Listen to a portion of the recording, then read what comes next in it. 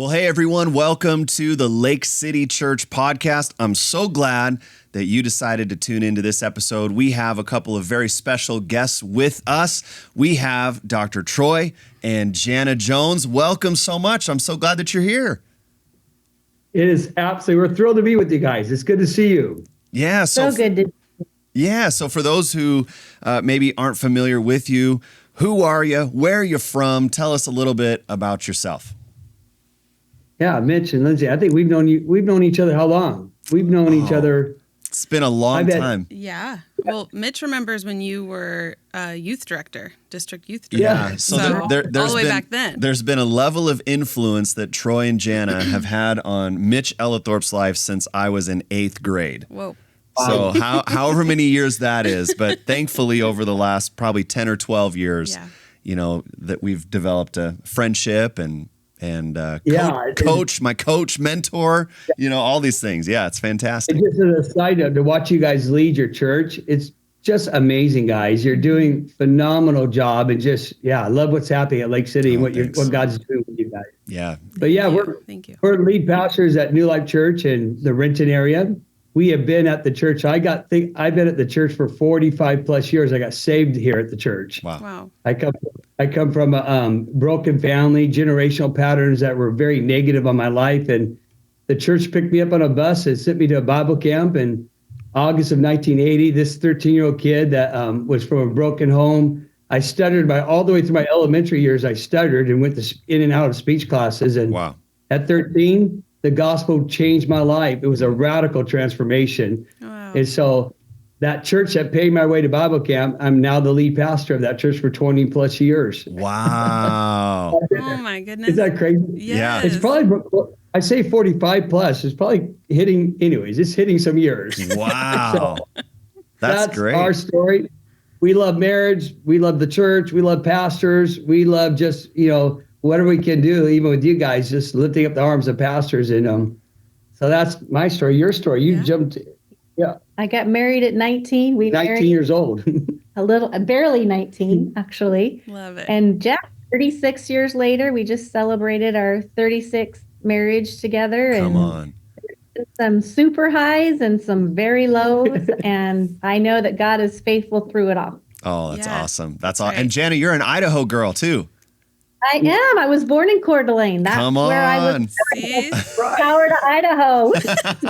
Lake City fam, you need to know her. That's right. Oh, that's Jana fantastic. was raised Pinehurst, Idaho, and just a phenomenal rural area, a small church that really made a difference in her life. Pinehurst, Assembly of God, right? Yeah. Yeah, it made a difference in her life. I always think about, how small churches really can make a difference in the kingdom of God. Jana's a living example. Yeah.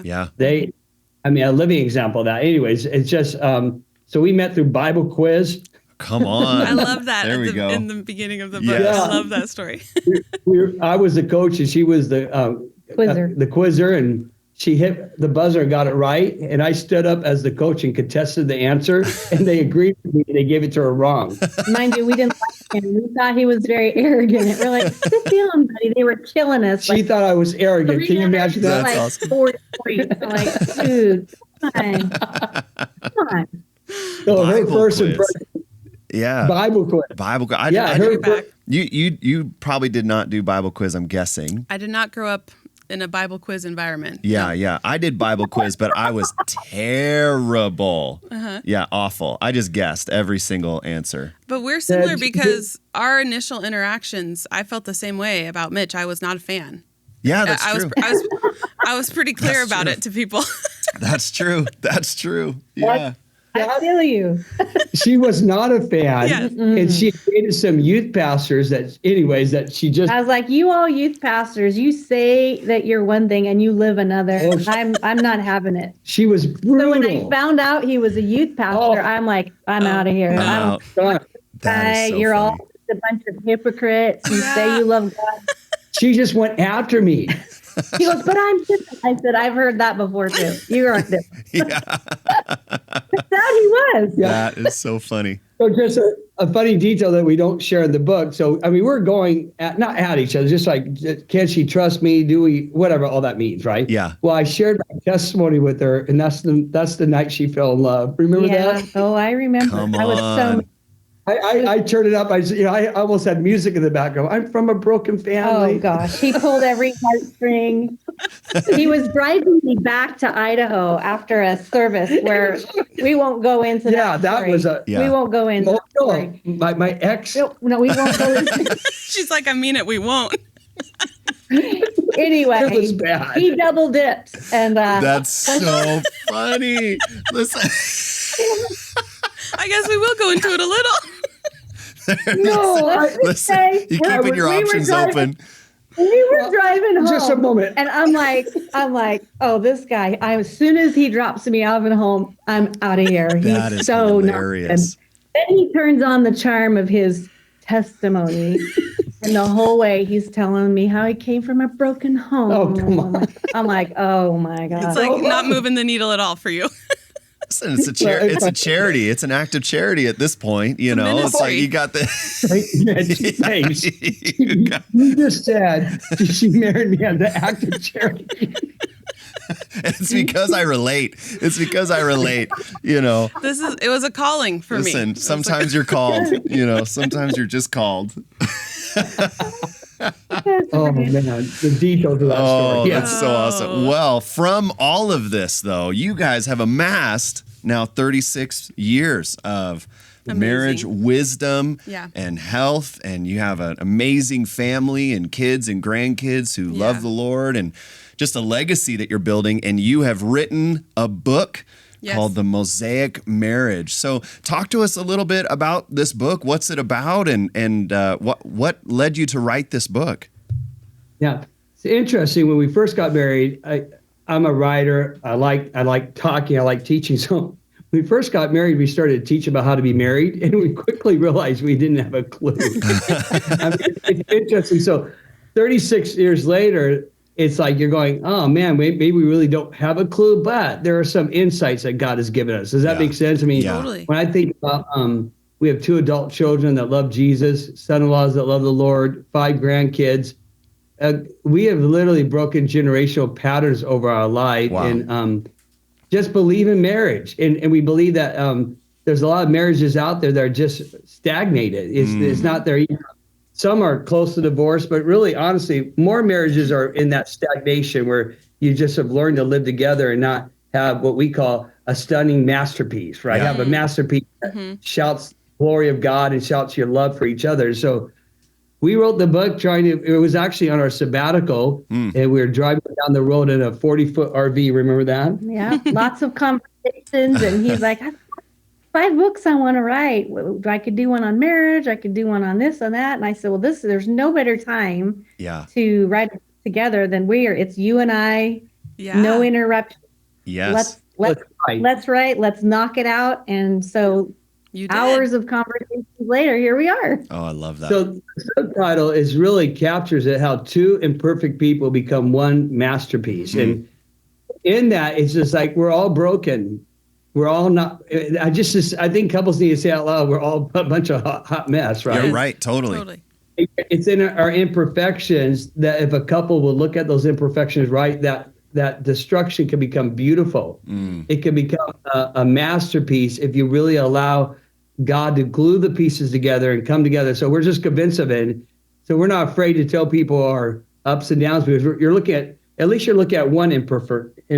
You're looking at 2 imperfect people that God brings together. So even people watching this, you want to say, it's easy to look at our imperfections, but that's how a mosaic is created. A mosaic is created by broken pieces. Think about that.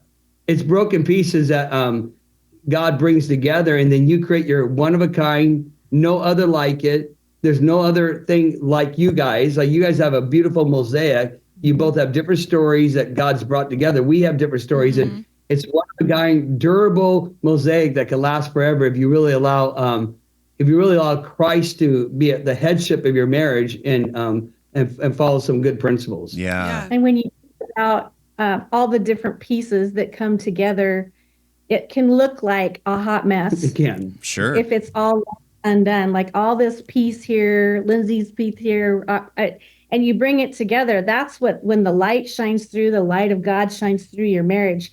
That is so unique. Nobody has that but you. Yeah. And that's what's beautiful about how God makes marriages. We're all different, and every marriage has its own unique, special thing, masterpiece with every little piece that looks like impossibilities. It looks like I'll never get to the other side, but God is in it and he writes the story, and it's absolutely breathtaking. Marriage is breathtaking when you realize that, man, we just don't have it all together, but he does. Yeah, so good. I think the temptation is to want to try to grow your spouse or develop your spouse or whatever that means. Sure. And I'm just convinced. And this sounds weird because sometimes we even discuss it because I say it, I mean to say it in a thought-provoking way. I don't want to grow or develop Jana. I just want to get to know her. I want to become wildly curious about her. Yeah. Just curious about everything instead of trying to help her, quote, become a better person. Sure. Or it's that the two shall become one, not the two shall become not the two shall become me. Sure. Right? It's not.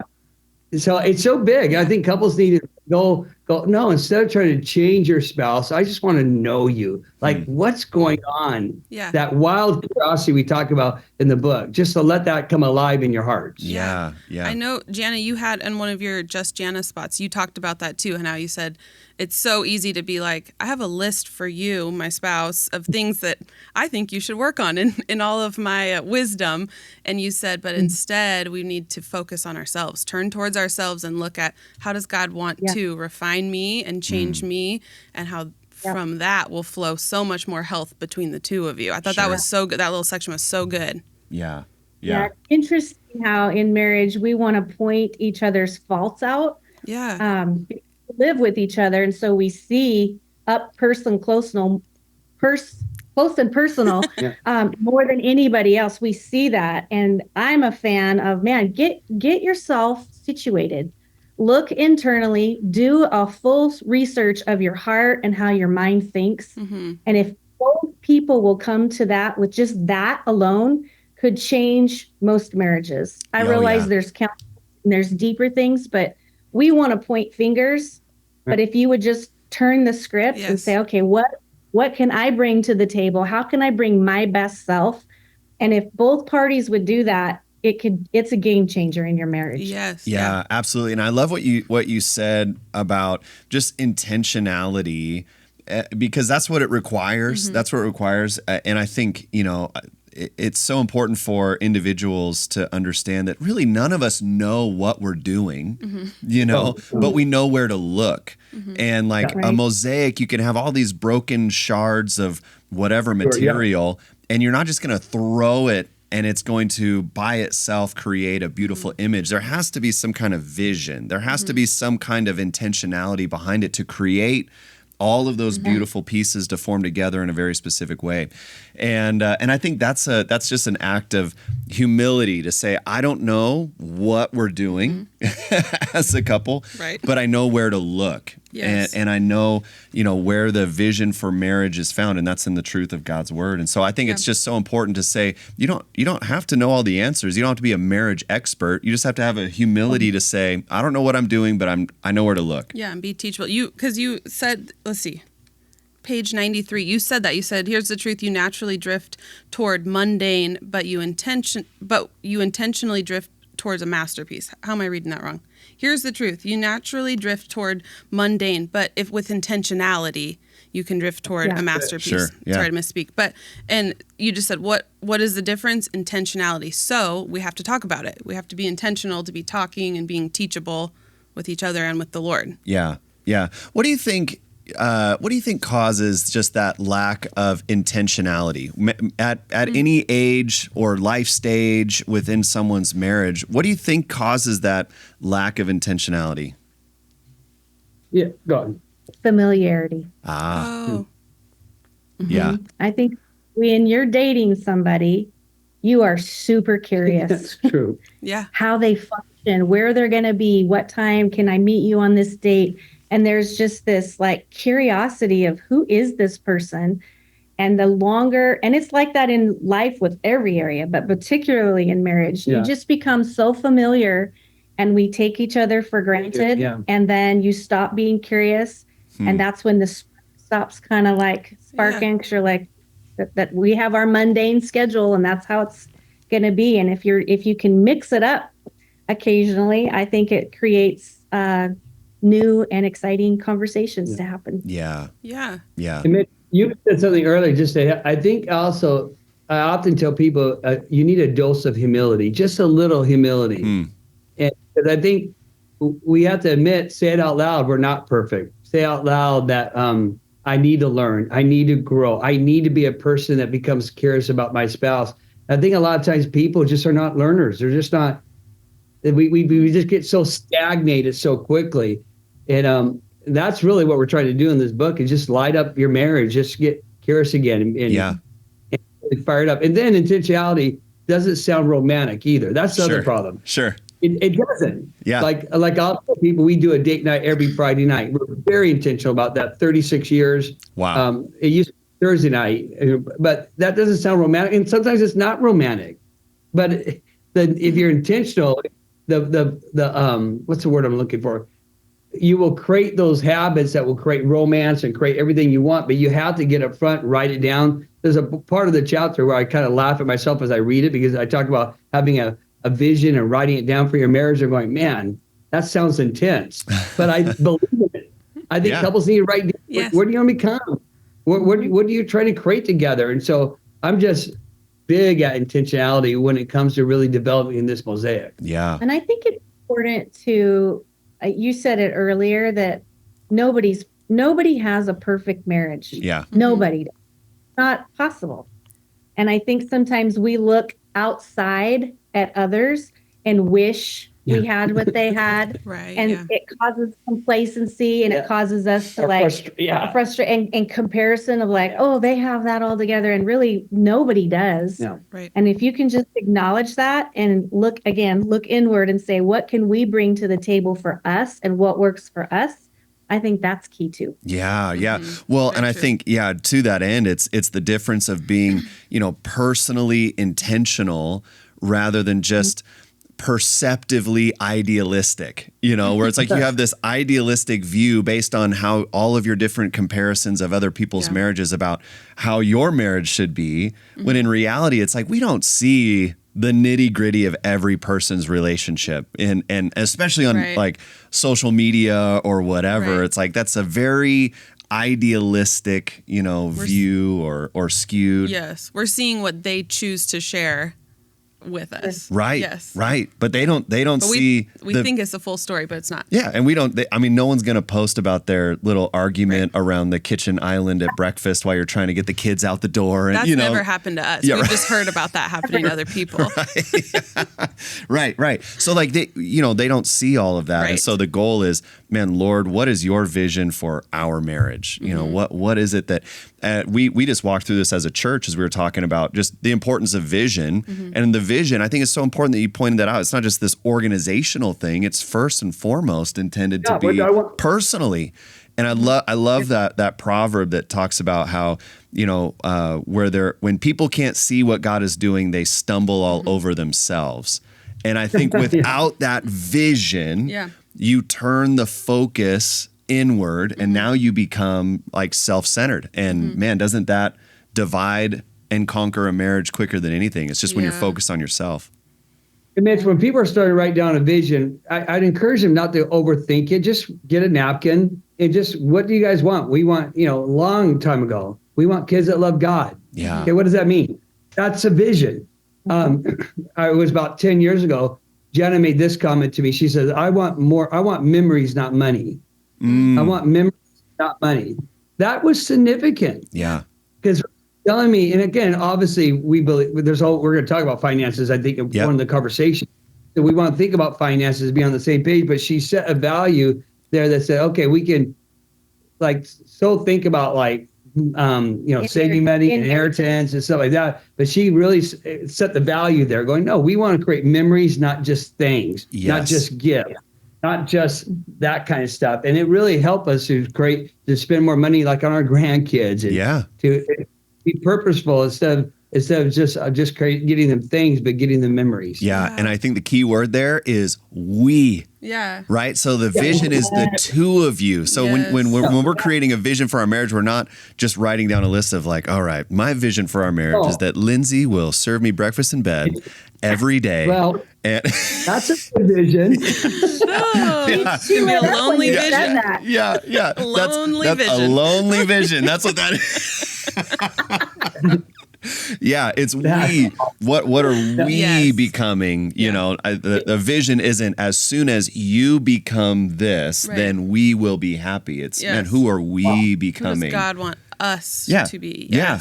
That's the most important. I would say that's it right there. What does God want us to be? Yes. Yeah. Who does God want us to be? Right. Yeah. And it's one of the metaphors we give in the book is what you're ultimately doing is you're creating a new color palette in your marriage. You're bringing two together. We both have what we call primary colors, but when you bring like together red, help me out, red and yellow make orange. Orange. So what you're trying to do is you're trying to bring your colors together to create this new masterpiece. Yeah. This new color palette. And so we discussed that how in every marriage is red, blue, and yellow. Red meaning sexual intimacy. Blue means your emotions and how you feel, what's going on. The yellow is communication. Ultimately, what you have to recognize is we bring these colors together to create a color palette or a masterpiece that's beautiful. And so that's how you went. That's the we. It's not when you bring two together colors, both colors carry their own. I think you're good. I think both colors coming together, you're blending. Yeah. And you're creating a new color. And that's the beauty of this whole conversation is I'm not creating me versus what he wants. We take a little bit of what he wants and a little bit of what I want, and we blend and we make this incredible color that's not even invented yet. Yeah. We're blending that to make this incredible canvas of God's beauty in all of us. And that's never ending. Yes, well, and I love what you say in the book about how the reality of that is that when you're blending, you're not losing the uniqueness of how each of you are created. And, you know, there's always that red flag when you hear someone say like, I've totally lost myself in this marriage, or I feel like I have to, you know, be someone completely different in order for this marriage to work. And what that tells me is that there isn't a cooperative blending that's happening. It's not, the word is blending. It's the phrase we use in the book is blend, don't bend. Yeah. In other words, you're not trying to, and we talk about this and we laughed about it when we wrote it. The word compromise is overrated. I don't feel like we're compromising. We're blending our lives to create this new color palette. Yeah. And that's huge. Yeah. Now, there are times where you compromise? Yes. But it's so much, you got to look at it different. Yeah. You're coming together. You don't want to lose yourself, but you want to become the one. The two shall become one. It's that beauty of the covenant marriage. Yeah. That I just would get. And totally. You don't have to. I bring myself fully to the marriage, and even my nuances. Yep. Even my weaknesses.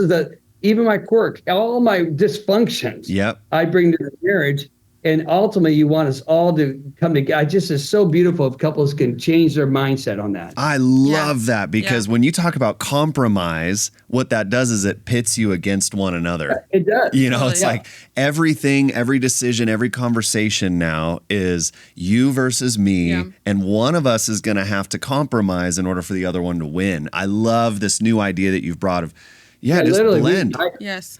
Yeah.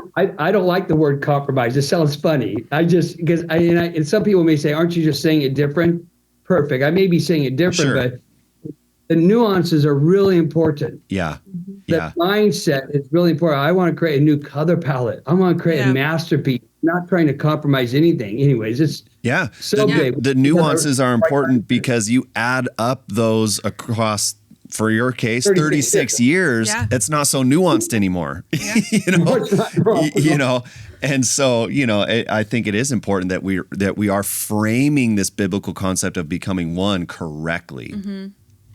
And Mitch, a little bit was our problem. Our first 7 years, without knowing it, I was almost like, Jana, you need to compromise and become like me. And even saying that out loud disgustes me, but that's what I was doing. And I had to realize, no, I don't want me. I want us. Sure. Yeah.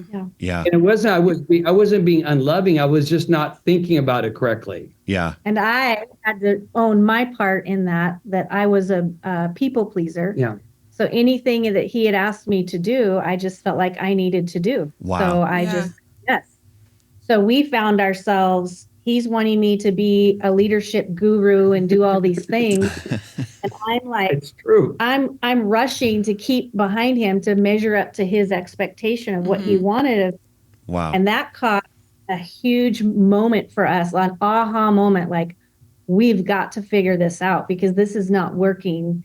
I can't measure up to what you want me to be in that particular area. And then I was resentful, like, I'm tired of saying yes to everything, but that was on me because I didn't know my voice. I couldn't find it. Yeah.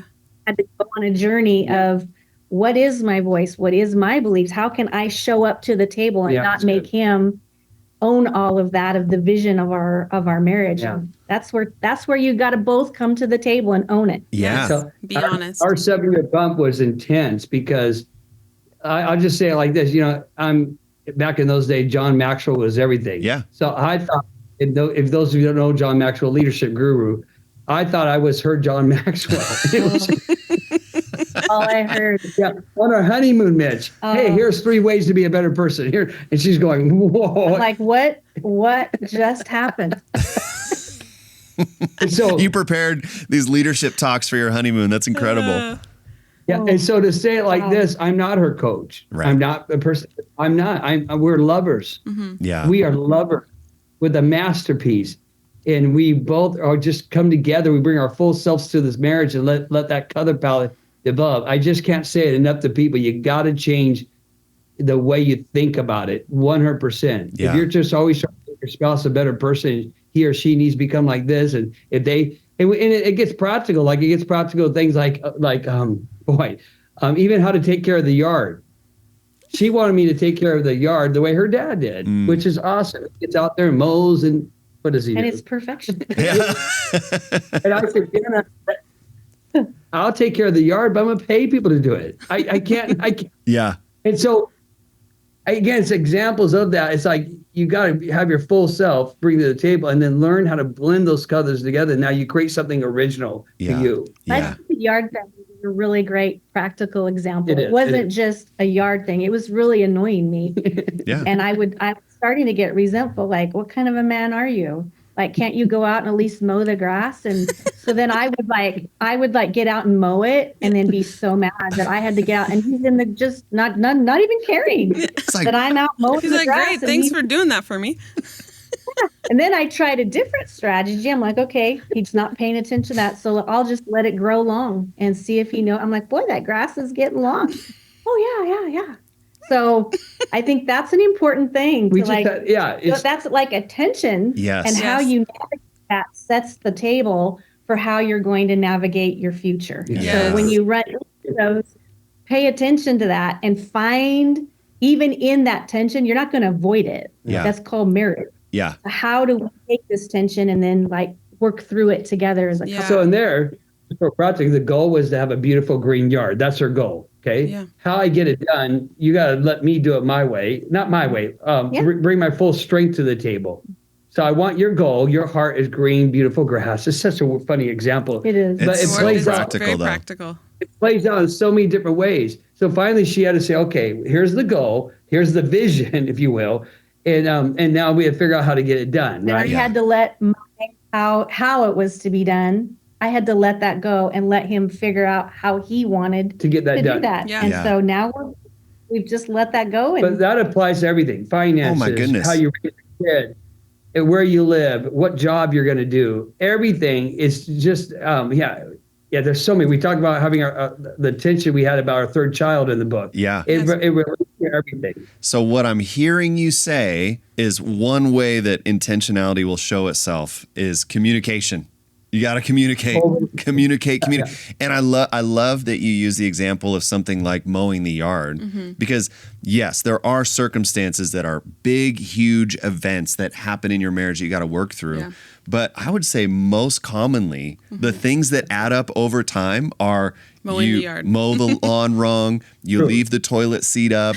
How come you leave your underwear on the bathroom floor when you take a shower? How come you don't help with the dish? Like those types of things. The things of doing life together. It's just the life, and then you add those up over time. And next thing you know, you're at year 7 going, we're at a crisis point. And and so how do we have these conversations along the way to add this intentionality? I love one of the things that you said in chapter 3 of your book, which is all about having safe and secure conversations. You said, ultimately, safe and secure conversations create a marriage masterpiece, one built on trust, understanding, and mutual respect. They empower both partners to navigate the complexities of married life with confidence, knowing their relationship is a place where they can be fully known and fully loved. And it boils all the way down to mow the grass. Yep. That's a place where someone can be fully known and fully loved. You got to fully talk about it. Yeah. So in your book, you talk about 5 intentional conversations that, man, really just resonated with us as we were reading your book, just going, man, this applies to every age, life stage, place in marriage, whether you're in a healthy place or at a place of crisis. Like, these are foundational types of conversations. Yeah. And so we thought we might just kind of run through these 5 conversations that every couple needs to have, starting with sexual intimacy. That's the one you launched out with in the book. And so let's talk. What is Why it? not? Why not? Why not? Let's talk about it. What does an intentional conversation around sexual intimacy look like, and why is that important? A couple of thoughts real quickly on that. First of all, that word safe and secure is so important. That when you have a conversation where I feel safe, that whatever I say to her, she's not going to hold against me. Yeah. Yeah. It has to be safe. Hold against me. Secure means that she's not going to hold against me later, and this vice versa. So important that that couples cultivate that over time. So when it comes to sexual intimacy, here's the deal. If the only time you're talking about sex is when he thinks you need to have it more often, you're in trouble. Or he or she, when it's not happening enough. You got to talk about sex way before and agree on the whole conversation, be able to talk about it, or you get in trouble. You have to talk about it before you need to talk about it. So talking about it is just setting up like, for example, we talked about in the book, how often is the expectation there? We have in the book, we talk about different types of sexual intimacy. This is hilarious. You need to unpack that real quick. I'm gonna make her unpack it. He's like,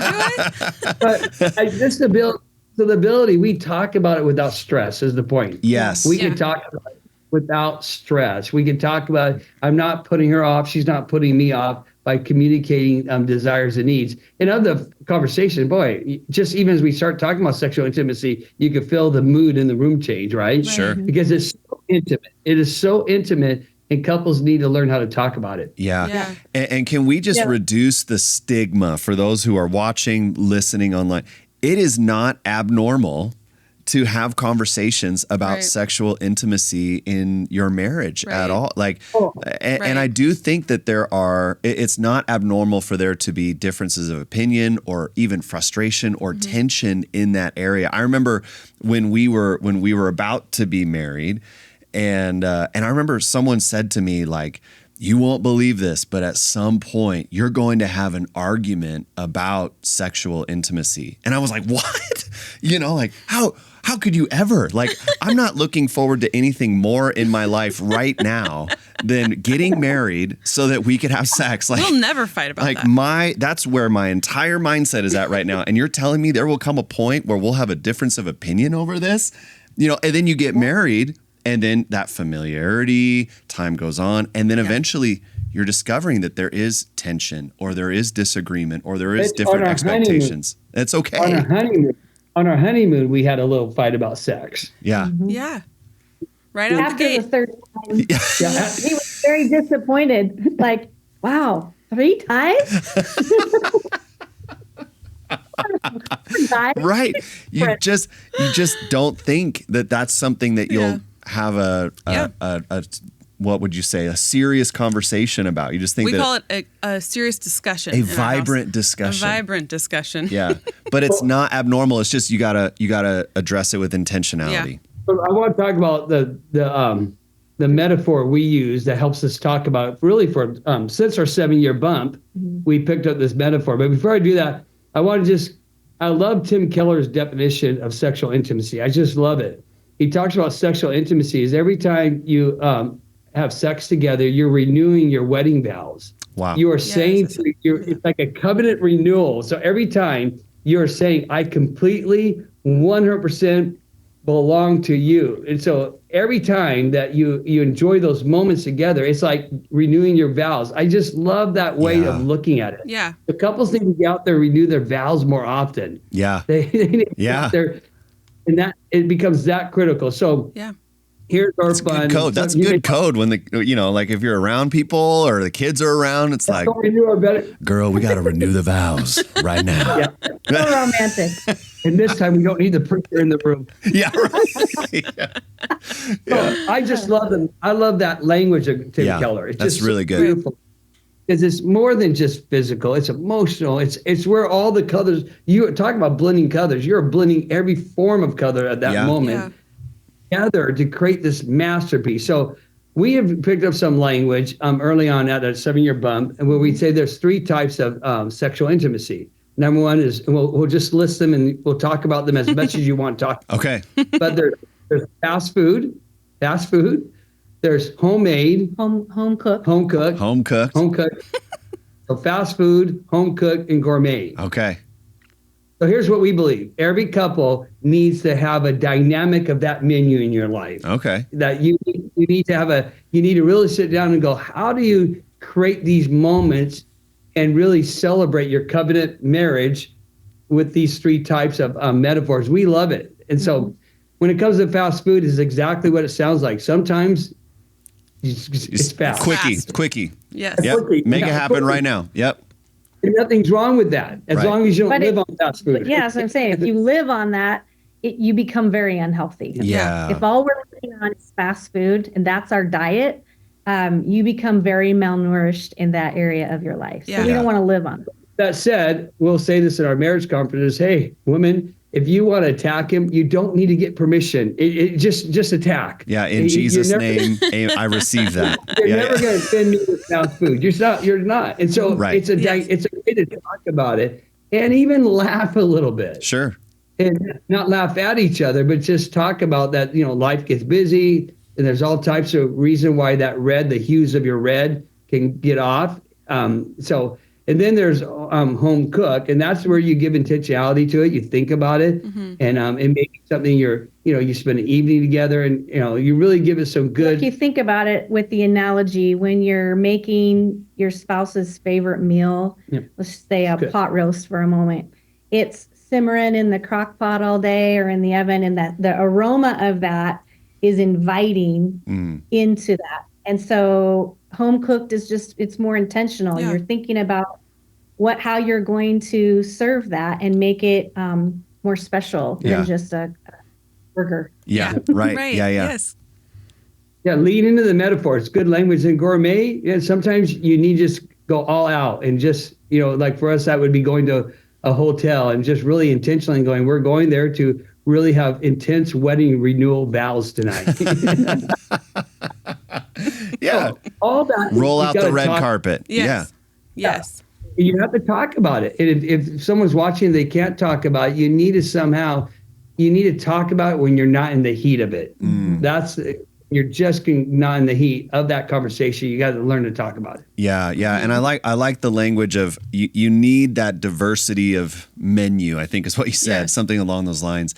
Because if there's only one kind, let's say it's only gourmet or nothing else, then it's like, okay, well then enjoy, twice a year, or whatever it is, and the stars really have to align. And I think that's where sometimes sexual frustration can happen in marriage. It's like, man, I feel like the list of things that have to happen in order for us to be intimate is so long.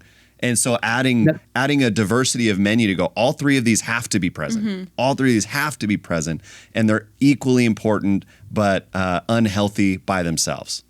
Yeah, they're equally important. I would say they're equally important, and they're part of 36 years of marriage. And, that we believe in this conversation. They're equally important. I think we need to help couples take a deep breath, talk about it more often, because at the end of the day, sexual intimacy, I mean, it really is a covenant. It's a part of that covenant relationship. Yeah. I like the saying. Side note, oh, go ahead. No, go on.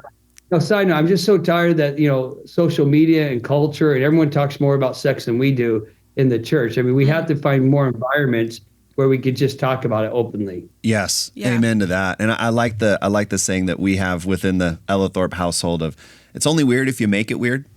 Yeah, it's a good word. And I think, things. we lean into that with our kids. We lean into that with other conversations. And I think that's a great, I would say, saying to add to this sexual intimacy is it's only weird if you make it weird. And it's like, man, you are in covenant relationship with this individual. You can have these tender conversations. Yeah. Well, and that's when I think like this quote that we shared about it being safe and secure, you both need to approach the conversation with that in mind of that you care about the other person. You don't want that person to, we're not trying to hurt someone to get our way. We're trying to understand each other better, both like with the color analogy, both bring our separate ones to create something that is impossible without each other. And so I think if you have that goal in mind, the conversation can be healthy and helpful. Yeah. Absolutely. So something when it comes to women, what they need to understand about men, when you open up a man's heart to sexual intimacy, his heart is wide open. So if there's ever a time, in terms of having to feel safe and secure, you get a man where their heart's open. That's when it's open during sexual intimacy. We joke off. I said, Jana, that's where I'm the closest to Jesus, right there. But my heart is wide open. Right. So language is important. Yeah. It's important at that moment. It just is such a big conversation. Yeah, absolutely. That's applicable every age, life stage, years, and man, keep having that conversation about sexual intimacy. The second conversation you guys bring up is finances. Man, we talk about how do we talk about money, finances, budgeting within marriage? Why is that so important? Wow. Well, we had to learn that one the hard way, maybe. Yeah, the hard way. We almost broke up over finances. We almost broke up over finances. I was raised, pay cash for everything, don't go in debt, stay on top of it. By any means, we weren't rich, but the principles of being responsible for your money was important, and found out he had debt with college, and then he bounced a check to me. We had bought I love that in the book.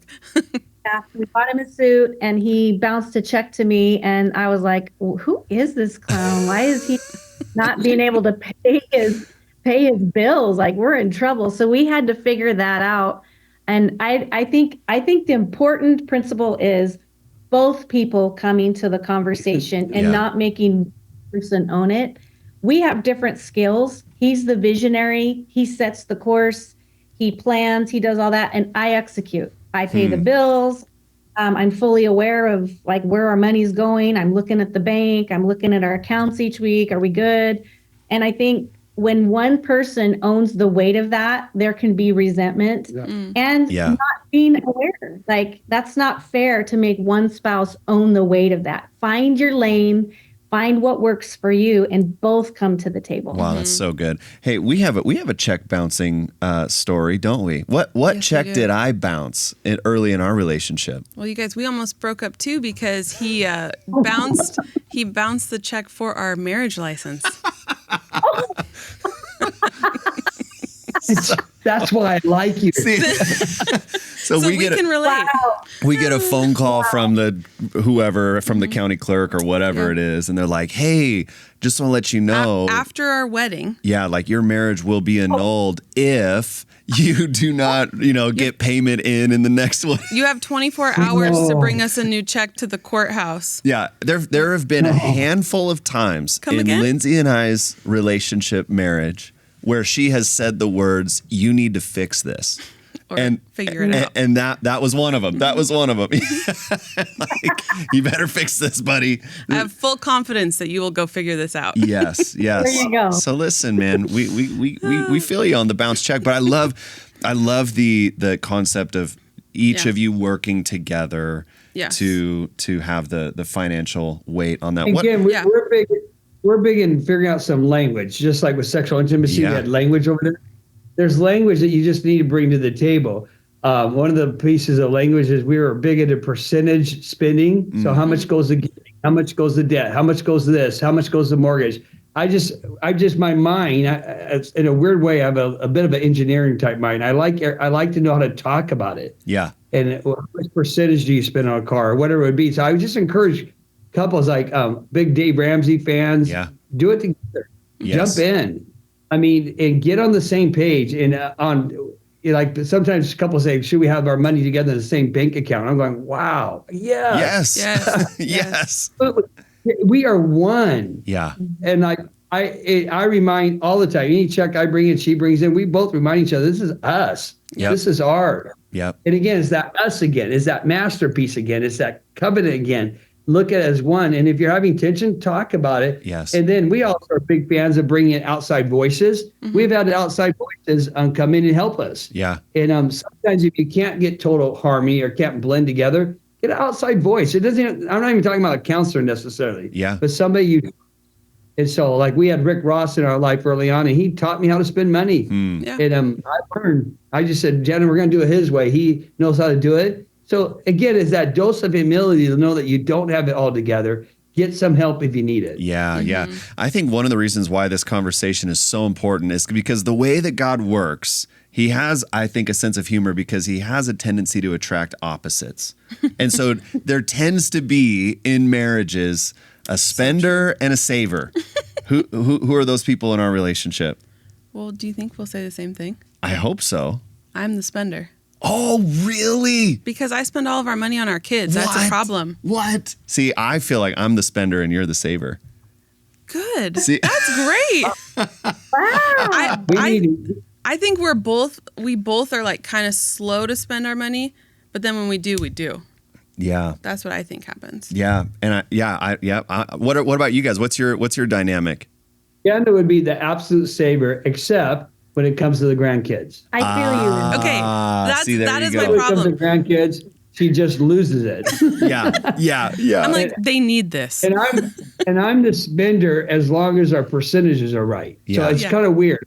Yes. As long as we're in the percentage, I don't mind spending it at all. Yeah. I mean, as long as we're saving for retirement, we're saving for our appropriate savings, we're out of debt. I don't mind spending as long as those big rocks are in place. Yeah, that's so good. And so being able to understand who each of you are, which it looks like we need to have some more conversations about this, but that will help you gain clarity in the finances. And I think that the unique perspectives then create just some agreement and some unity as to how your budget should be established. Absolutely. And I think it's just important just to, as Troy, you would say it out loud, that you need a budget. You need a budget. Yes. And I think a lot of people really struggle in the area of finances, but they've put no roadmap to where they're directing the dollars that they have. Well, Mitch, our first 10 years of marriage, we had spiral notebooks with our budget. Just so I know today we put online and Excel and that kind of thing, but literally we should have brought them. And you can see our expenditures year 1, year 2, year 3, what we used to make, what we gave. We would write it out every month. Write it out.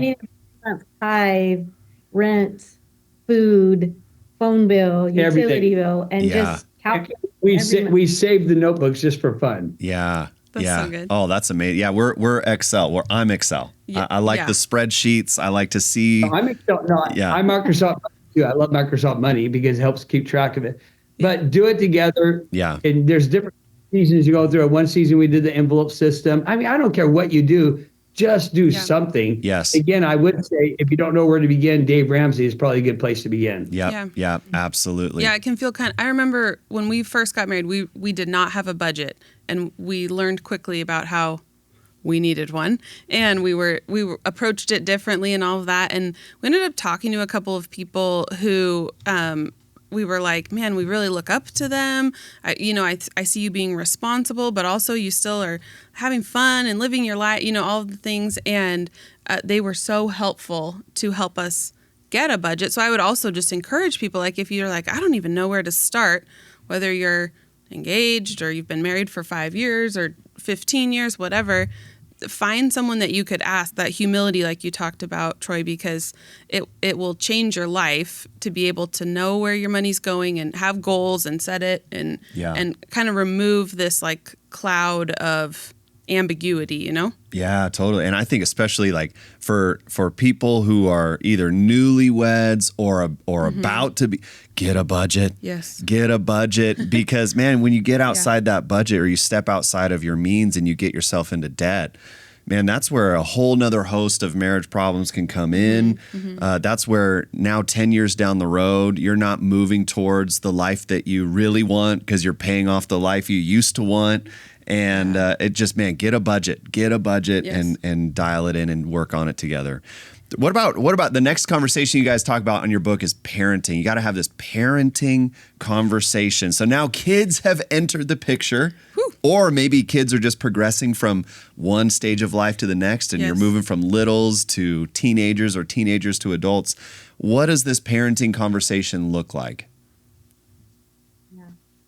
Wow. That's a big one. Yeah. Because all bring our upbringing. This is where your upbringing comes into play, I think, because each person brings their own perspective of how they were raised to the table. And then that impacts the coming together. So I was raised, my mom was divorced. And so she was and then remarried. And so my mom was the primary disciplinarian in our home.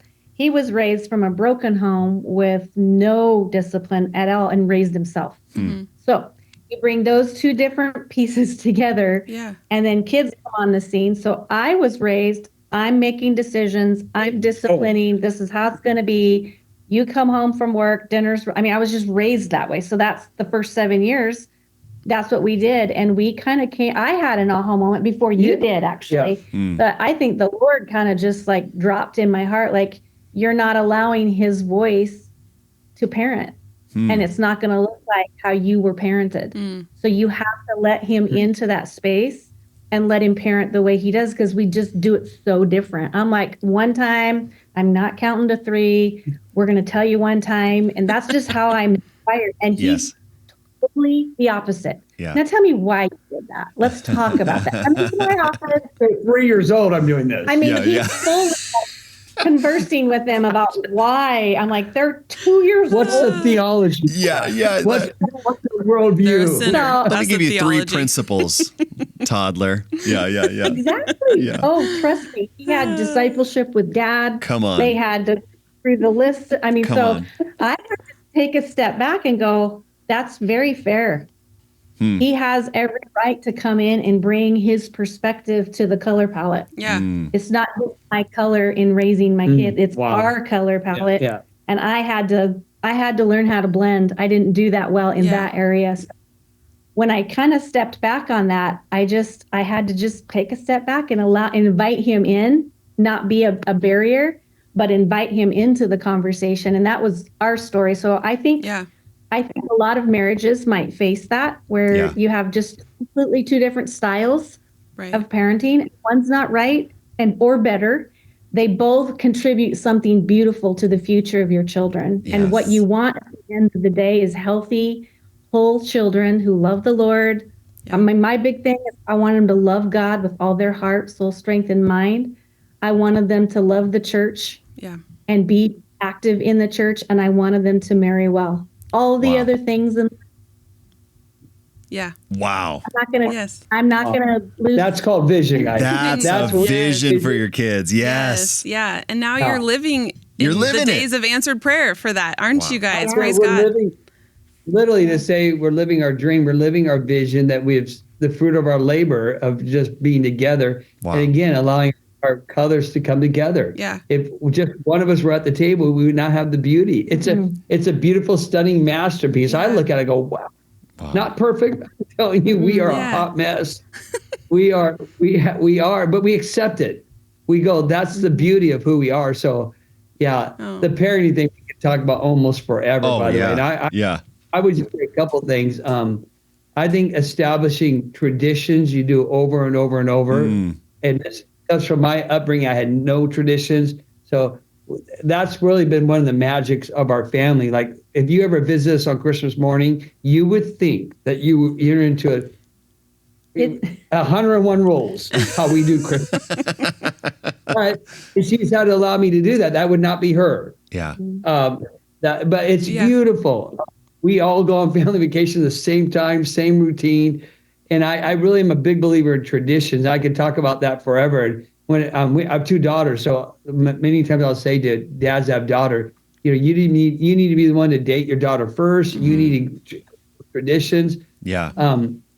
She's more on get it done, follow the rules. I'm going, let's create traditions. But together we've created a masterpiece because we both let the colors blend together. So yeah. And I think with particularly with like the discipline side of things with parenting is complementing one another, blending one another. I'm definitely I resonate deeply with what you were saying, Jana. It's like, I'm going to say it once. I'm not counting to 3. Don't talk to me about this gentle parenting garbage. Like I don't even want to hear it. Oh, that's not to be clear, neither of us are counting to 3. To be clear. Yeah. Lindsay's a little bit more long suffering than I am, totally. And so, but what's been important for us is that we have to agree upon the same process. Yeah. Because there have been times where maybe Lindsay's in the process of something in her long suffering. I come home from work and I'm like, what's going on? Shut it down. Yeah, let's shut this down. Mm-hmm. This is over now. And Lindsay's, hey, whoa. You're interrupting what I was doing, And so we've had to have some conversations to go, okay, where are we at in this process that we've both agreed upon, that we both agree that works for each one of our kids? Because, you parent each kid differently. We got 3 kids, and the way that there are overarching rules, but then there are very specific things for each one of the kids, and we have to talk about that and agree upon those things and just be in constant communication. Sorry, I interrupted you. But our like you said, our kids are better for it because not every time can it be, the 3-step process like you're talking about, Troy, and not every time can you just shut it down. Like we want understanding and all of those things. And so we've had a lot of conversations about how neither of us need to morph to be the other person as a parent, but we need to be a united front. We need to, be seeking God's wisdom on how to parent each of our kids individually, and then we do have freedom to be ourselves, and our kids will be better for it as they learn both sides of us, right? That shapes them. But if we're not talking about it, we will only be arguing about it, I think. Yeah. Oh, totally. And I love what you were saying too about just the being intentional about traditions and what you do as a family. And I think you're reaping the benefit of that now in this stage of life, that when you were raising your kids, you created a household culture, I would say, that now that your kids are adults, they still want to be around you, and they still want to be with you. And man, that's like our dream. Biggest dream is like, I hope our kids want to hang out with us when they're grown, Yes. But absolutely. What you're saying is our vision. We want kids that when they're adults, they would want to be with us, and it comes from traditions. It comes from, the phrase I use in the book, table moments, where you can sit around and have dinners together and celebrations together. It doesn't have to be all the time, but it has to be. So we take like birthdays really serious. Oh my. We take every. You said in your book, if we do it twice, it's now a tradition. So okay. That is true. That's good. So we have to be careful. We have to be careful to say this is not a tradition. Yeah. But it's because I'm always looking for those anchor points in family. And I go back to something he said earlier. I mean, I want to create memories. Yeah. With my grandchildren. I want to create moments because one day we won't be here and the money is not going to, it'll be gone. It'll be burned up. But what they will remember is time spent with them and building. I mean, it's like, wow, there's gosh, I could get going. No, we can go on forever. The power of legacy and the power of grandparenting. There is no, they're 18 and I'm done. There is that doesn't exist. Don't show me anywhere in the Bible where it says you're done at 50 and you have to retire, go to a retirement center. No, God says to give back. It'd usually be older. 70, whatever. But to give back. He says we're always part of this ecosystem of giving back. Yeah. And what a better way to give back than with each generation. hopefully they get better, not worse. Yes. Because we are passing on legacy, whether you like it or not. Yeah. So You're true. passing on a legacy, so choose wisely what kind of legacy. Yeah. Let There's me, like, go ahead. Oh, thank you. There's like this trend on Instagram that I've seen multiple times where it's like, remember, you only have 18 summers with your kids. And I'm like, what a terrible thing to be telling people, to just like breed fear and just like depression about parenting. But what you're saying is, no, we have, as long as the Lord gives us, we have it.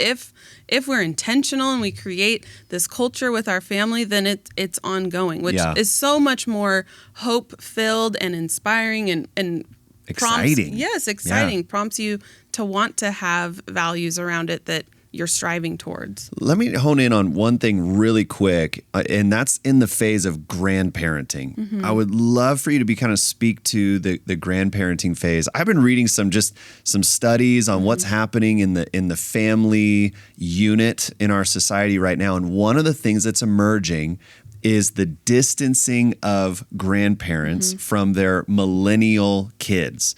And the idea being kind of like, hey, we've done our job and now it's on you. We've served our time. We've served our time. Now do your thing.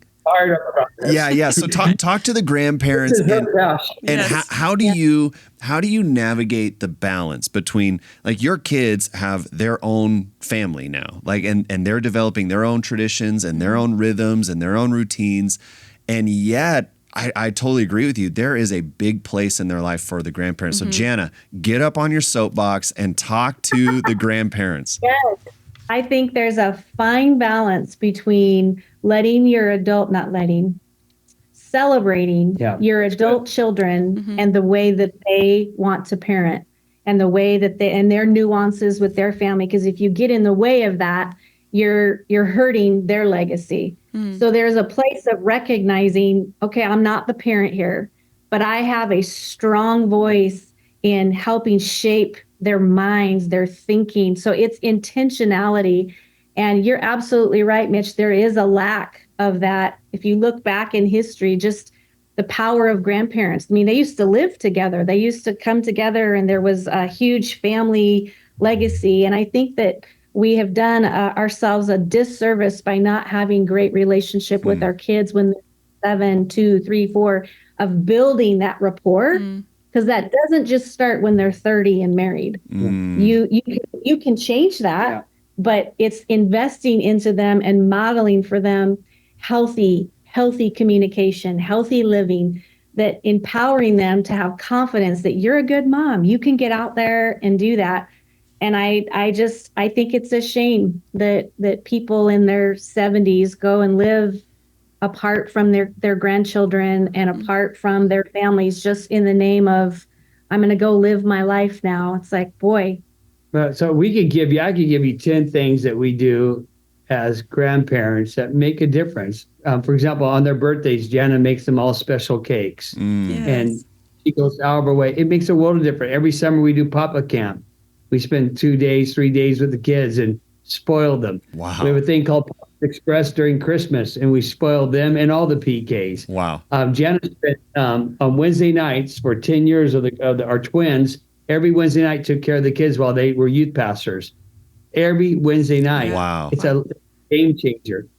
We are having dinners together all the time. Again, and I will say this, a part of this, and this is not going to sound romantic, but it's very important. It's really getting a hold of your calendar and getting these things on the calendar. So even when the girls got married, I said to the son-in-laws, I said, hey, all this is good, but I need you 1 week a year where we can do family vacation. That's what I need. Yeah. And we do 1 week where we celebrate. And by the way, from our values, we make that easy on them. We pay the bills, and they come running. So my son-in-law cooks. So I say, I'll buy the food if you cook the meal. And that's a deal right there. Love that deal. So that's what they think. And so you know what I'm saying? So it's just intentionality.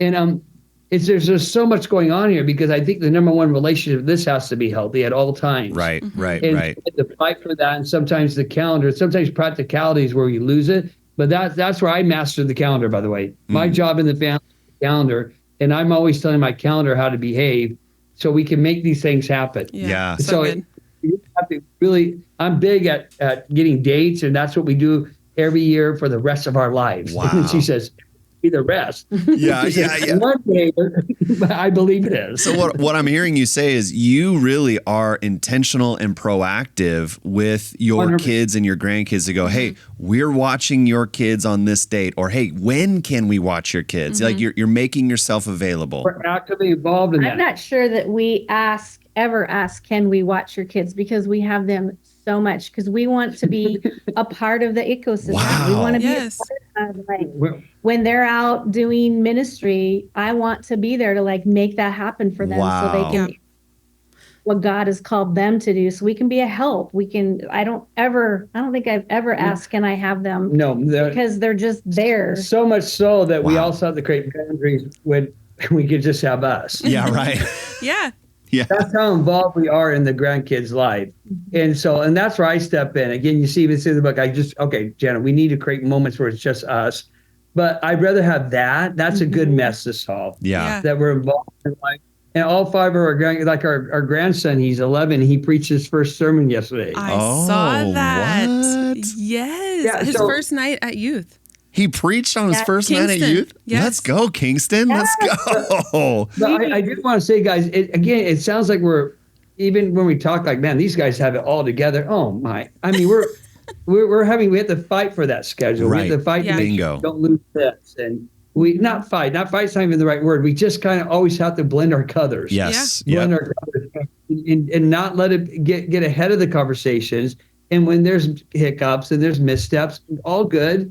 Let's go back to the conversation. Let's say yes, let's say no. But boy, yes, actively involved in the grandkids. Wow. Man. All right. Our time is running short, so we'll get through these last 5 intentional conversations. The next one, and probably I should have started with this one, but sexual intimacy just jumped off the page. But when we talk about religious and spiritual beliefs, so what is the conversation in your marriage look like about faith and how you're following Jesus together?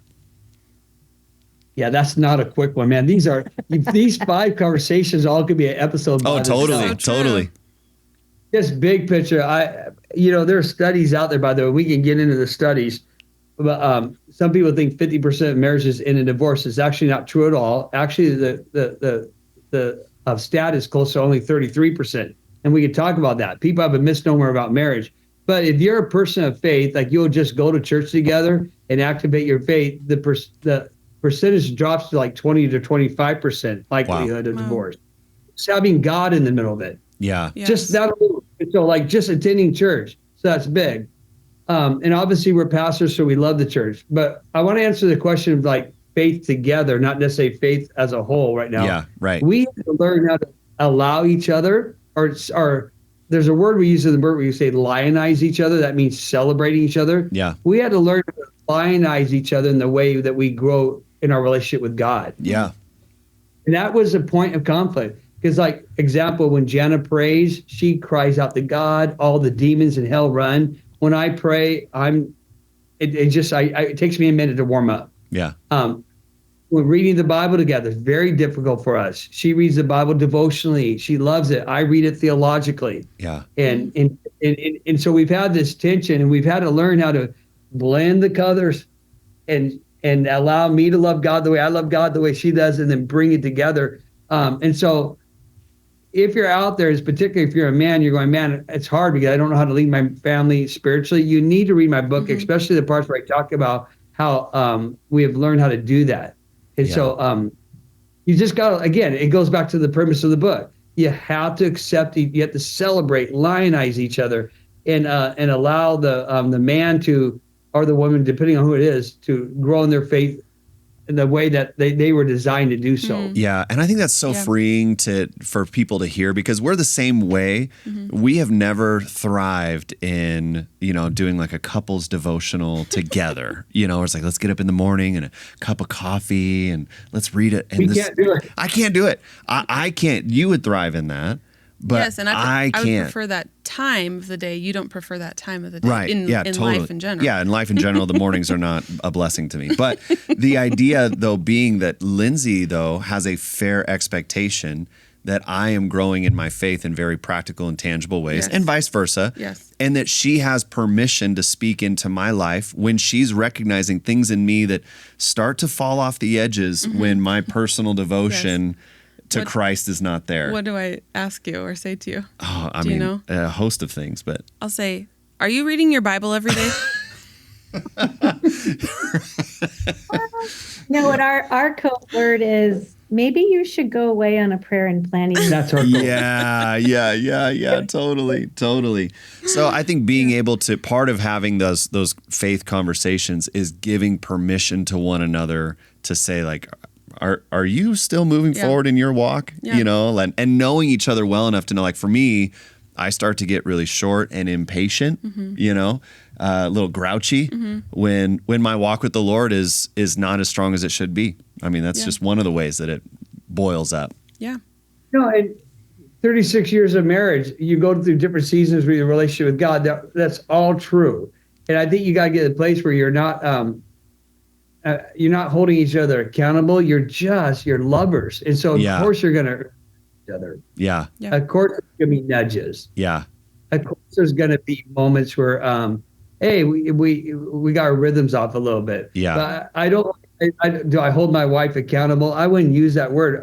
Us together, I want to create this beautiful mastery. That's why I like the metaphor, this mosaic. A part of that mosaic is both of us need to be loving Jesus and growing. And when that starts slipping, I don't want to use the word gently nudge, but just find the right way to nudge without being, that's a good way to put it. But the right way to nudge without being judgmental. Yeah. And if you've both agreed that Christ is the goal, and that honoring him in your marriage is the goal, then those conversations aren't going to be threatening, or at least they shouldn't be. Right. You know? Because we want each other to experience God's best and growth and wholeness. Yeah. Yeah. You need to find some different hacks, different code. Like, for example, hey, she'll say, have you been on your prayer and planning retreat? Code, something's wrong. Yeah. Or you need a couple days away. Code, something's wrong. So you need to find code. And then you need to find ways, like the way we do Bible reading, by the way, is we both read the same plan on the Bible app. We read the same exact plan, read it separate. Then there's places to make comments to each other. I'll flirt with her in the comments occasionally. There you go. And then we both read the same passage so we could talk about it throughout the day. Yeah. And so that's the way we do it together. When it comes to praying together, whenever she wants me to pray, like when there's grandkids around, family, she just has to go like this. And I just gently nudge. And I'll pray. Yeah. And so you just got to find your own masterpiece, your own one of a kind. Yeah. You don't have to be like that couple. If a couple does that, they want to get up in the morning and read a devotion, I think it's awesome. Yeah, totally. It's learn how to find that mosaic. Yes. Again, the one of a kind, durable mosaic that you can celebrate together. Yeah. Yes. Love it. Beautiful. And I think that, just really quickly, because we've hit this from a multiple different angles, but that last conversation is life goals and dreams. And we've really hit that in each one of these previous conversations. It's what's our vision? Yeah. Right? What's our vision? How often do those types of life goals and dream type of conversations happen? We've kind of identified what it is, but how often are you having those kind of conversations? I think we talk, by my very nature, I talk about it all the time. I was just looking. It's funny. Look where are we at? Right here. See that? Read that. Set goals. They have a sign on their wall. You got a sign on your wall. There you go. And go. There Set goals and go.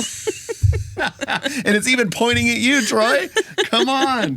That's perfect. That's perfect. We kind of live it. We live, eat, and breathe it. So I don't know that well, at least 2 times a year. Yeah, no, 2 times a week. We get away on our prayer and planning in December and July. We'll get away a couple times a year, and that's where he'll go and do his thing and come back and give me the vision. Oh, wow. Prayer planning, we call it prayer planning and passion. There you go. There you go.